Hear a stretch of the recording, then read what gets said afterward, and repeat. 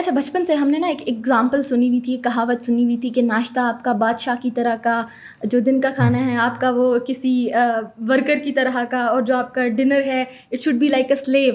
کہتے ہیں کہ بھائی ناشتہ آپ نہ کرو نا تو آپ بہت جلدی بوڑھے ہو جاؤ گے. میری مما ہمیشہ یہی کہتی ہے کہ بھائی ناشتہ نہیں کرو گے بوڑھے ہو جاؤ گے. تو آئی تھنک وہ بڑا صحیح کہتی ہیں, کیونکہ اگر ہم اس کو سائنس سے ریلیٹ کرتے ہیں نا, ہمارا باڈی کا جو انٹرنل سسٹم ہے نا وہ ہمارے سرکیڈین ردم کے ساتھ چلتا ہے, جو کہ سن کی کلاک کے ساتھ چلتا ہے. صبح 6 بجے 5 بجے سورج نے نکل آنا ہے, تب آپ کا کورٹیسول لیول ہائی ہے, پیک پر ہے, تب آپ کا میٹابولزم پیک پر ہے. اب جب آپ کا میٹابولزم پیک پر تھا تب آپ نے اپنے اسٹمک کو ایمپٹی رکھا, تب آپ نے کچھ کھایا نہیں. تو وہ اوبویسلی جب آپ اپنے انٹرنل جو کلاک ہے اس کے اگینسٹ چلیں گے تو وہ آپ کی ہیلتھ کو نقصان دے گا.